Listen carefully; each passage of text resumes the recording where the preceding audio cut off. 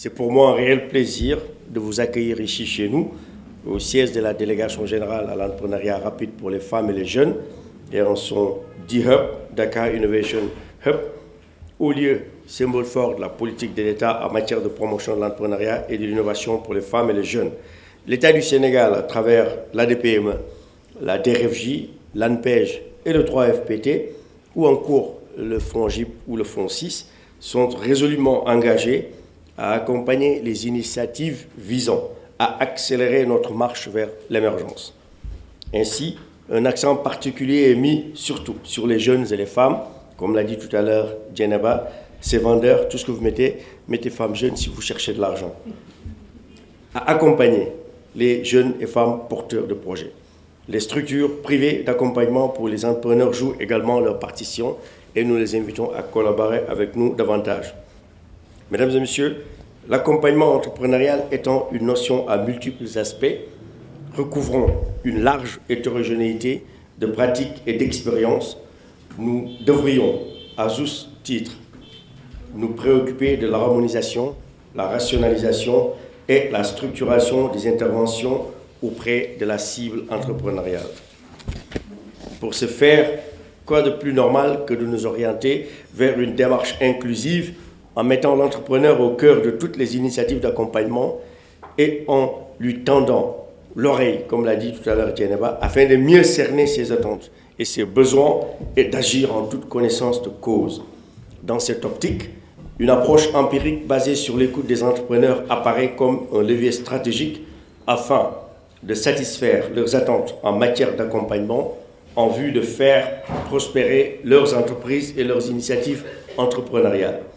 Ainsi, la DRFJ, par le biais de son dispositif d'animation de l'écosystème entrepreneurial dénommé DER à l'écoute, qui est une activité sous forme de tribune permettant aux entrepreneurs de s'ouvrir et d'exprimer leurs attentes à la DRFJ et à nous de proposer des actions convergentes pour les accompagner. En vue de prendre en charge de façon intégrée les besoins des entrepreneurs, nous comptons associer les autres structures d'appui public comme privées et des organisations internationales dans une approche inclusive. C'est dans ce contexte précis que la DRFJ, soutenue dans cette initiative par l'USAID Entrepreneuriat et Investissement, un nouveau programme dont je salue la clairvoyance de Djeneba avec Winrock qui sont venus nous voir pour discuter ensemble, pour co-créer l'initiative. J'en discutais tout à l'heure avec Idrissa à côté et Étienne qui est là. Ça fait depuis 1 an et demi, 2 ans qu'il y a des tractations. Le projet, enfin, a vu le jour.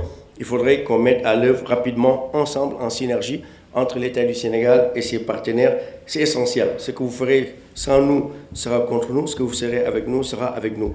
Pour qu'on puisse aller ensemble vers l'objectif qu'est fixé le président Macky Sall, c'est-à-dire éradiquer la pauvreté et atteindre l'émergence à l'horizon 2035. En vue de prendre en charge de façon intégrée ces besoins des entrepreneurs, nous comptons aussi associer toutes les structures d'appui public comme privé dans cette approche inclusive. Et à travers ces 48 heures de l'écosystème entrepreneurial, qui comprend une journée de panel d'air et partenaires à l'écoute, et une journée d'atelier portant sur une réflexion basée sur les apprentissages du panel et orientée vers les actions à mettre en œuvre pour améliorer le dispositif de l'accompagnement. Enfin, à travers cette initiative, la DER-FJ s'inscrit également dans une dynamique de rationalisation du crédit octroyé et de participation à la mutualisation des interventions des différents acteurs de l'écosystème. Il est important donc de préciser qu'outre l'accompagnement financier, la DRFJ propose un accompagnement non financier conséquent pour les jeunes et les femmes entrepreneurs, une triptyque formation, financement, formalisation et de vigueur, et un accompagnement portant essentiellement sur la formation et la formalisation des entrepreneurs. À date a permis à la DER de soutenir 3800 bénéficiaires et partenaires, comme disait Djeneba, et 3100 unités économiques qui ont été immatriculées. Les 48 heures visent à réfléchir, à écouter pour améliorer, comme on dit, la chaîne de valeur de l'accompagnement des petites et moyennes entreprises.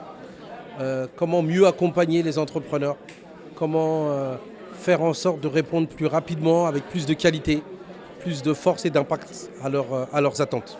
Donc l'enjeu, c'était d'abord d'être à l'écoute, parce que je pense que c'est important. On parle souvent, mais il faut aussi écouter les bénéficiaires. On passe dans une logique client et il faut s'adapter aux besoins du client. Depuis 10 ans, beaucoup a été fait par l'État du Sénégal. Je rappelais les concertations sur le crédit en 2010 qui donnaient un certain nombre de recommandations.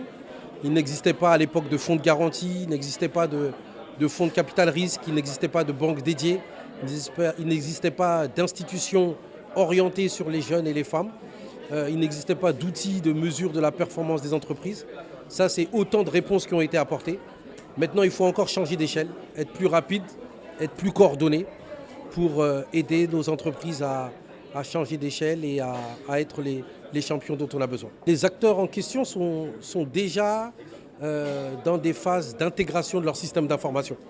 Je pense que les doléances nous permettent de mieux prendre en compte leurs problèmes, d'aller plus vite, d'être encore une fois plus à l'écoute de leurs attentes et puis d'aller encore plus loin.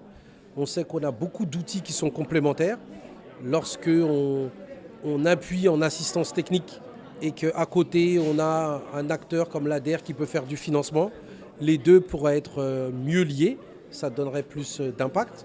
Lorsque des partenaires comme l'USAID montrent leur disponibilité pour être complémentaires des mécanismes, c'est aussi un atout. On a encore du travail à faire, mais les constats s'opposer et les volontés sont présentes et je pense que c'est ça le plus important. Cette rencontre est importante parce qu'elle est cruciale pour un peu repenser, redéfinir l'écosystème entrepreneurial et surtout mettre en place des synergies importantes. Beaucoup de gens travaillent, comme M. Jabir l'a dit, mais nous travaillons chacun de notre côté. Donc il est important en ce moment de le changer.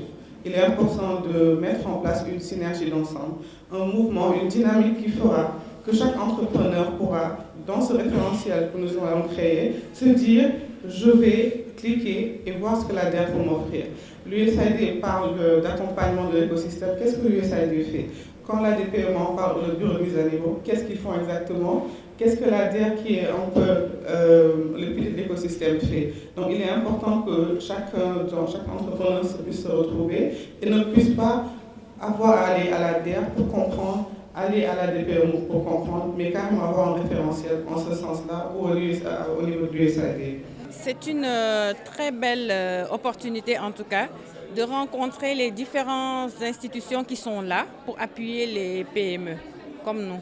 Il y avait tous les organes qui étaient là, l'ADER, bureau de mise à niveau, il y a l'USAID qui était là, la DPME. Donc toutes ces structures-là de soutien aux entreprises, nous on va les voir une à une. Et là, le fait de les voir ensemble, déjà ça nous rassure. Et ce qui a été dit aujourd'hui, c'est très important. Par exemple, il va être mis en ligne un formulaire unique de demande et tous les différents services que je vous ai dit là pourront traiter notre dossier en même temps. Vraiment, ça va réduire le temps de traitement des dossiers de demande. Ça va même, ça sera plus efficace parce qu'une entreprise n'a pas besoin d'aller demander peut-être 2 fois la même chose à deux institutions. Ils peuvent se partager l'appui. Donc pour nous, c'est une très bonne dynamique et on les encourage à travailler ensemble. Nous, ça va nous faciliter la tâche parce que vous imaginez l'entrepreneur, il doit aller voir tout le monde un à un. Partout, tu déposes un dossier, tu fais le suivi, tu appelles. Celui-là, il va prendre peut-être 1 mois, 2 mois pour regarder ton dossier. L'autre, même chose, il va prendre aussi du temps. Donc, pour nous, c'est une très belle initiative qu'on encourage et ça nous rassure en tout cas pour les entrepreneurs comme nous. Et je pense que c'est une très bonne dynamique pour la jeunesse parce que ça va mettre en confiance les jeunes qui viennent. Ça va leur faciliter un peu les démarches parce qu'actuellement, vraiment, c'est dur. Je vous assure qu'il faut porter des bonnes chaussures de basket et pour affronter les démarches qu'il y a à faire et les procédures. C'est très long.